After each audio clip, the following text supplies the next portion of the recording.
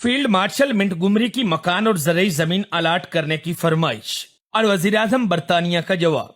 नाज़रीन, बरतानवी मुसल्लह अफवाज के सरबराह field marshal Bernard मिंटगुमरी ने अपनी रिटायरमेंट के बाद बरतानवी वज़ीर-ए-आज़म से मुलाकात में दरख्वास्त की थी कि अब मैं बूढ़ा हो चुका हूँ, रिटायरमेंट के बाद सिवाय पेंशन के कोई जरिया आमदन नहीं। मैं किराए के मकान में रहता हूँ और बार बार मकान की तब्दीली मेरे लिए बहुत तकलीफ देह है। आपसे गुजारिश है कि मुझे एक मकान और थोड़ी सी ज़रई जमीन अलाट कर दें ताकि मैं जिंदगी के बाकी आयाम पुरसकून तरीके से गुजार सकूं। उस वक्त के बरतानवी वज़ीर-ए-आज़म ने तहम्मुल से सारी बात सुनी और फिर जवाब दिया कि मिस्टर मिंटगुमरी, यकीनन आप हमारे कौमी हीरो हैं। आलमी फतूहात में आपने ताजे बरतानिया के लिए शानदार खिदमात पेश की हैं और सारी कौम आपकी शुक्रगुजार है। लेकिन जनरल साहब, आपको इस कौमी खिदमत के बदले में हर माह माकूल मुआवजा दिया जाता रहा है। कभी ऐसा नहीं हुआ कि हुकूमत ने किसी महीने आपको तनख्वाह अदा ना की हो, या फिर कभी ऐसा हुआ हो कि आपकी तनख्वाह लेट हो गई हो। और अब जबकि आप रिटायर्ड हो चुके हैं और रियासत के लिए किसी भी किस्म की कोई खिदमात सरअंजाम नहीं दे रहे, इसके बावजूद बरतानवी हुकूमत अपने आवाम के टैक्सों की रकम से आपको रिटायरमेंट फंड के अलावा हर माह माकूल पेंशन भी दे रही है। तो मिस्टर मिंटगुमरी, बतौर वज़ीर-ए-आज़म मैं आवाम के हकूक का मुहाफिज हूँ और मुल्की आइन के मुताबिक आवाम के टैक्सों के पैसे को अपने लिए या किसी दूसरे के लिए खर्च करने का मुझे कोई हक हासिल नहीं। लिहाजा मैं इस मामले में आपसे माजरत ख्वाह हूँ।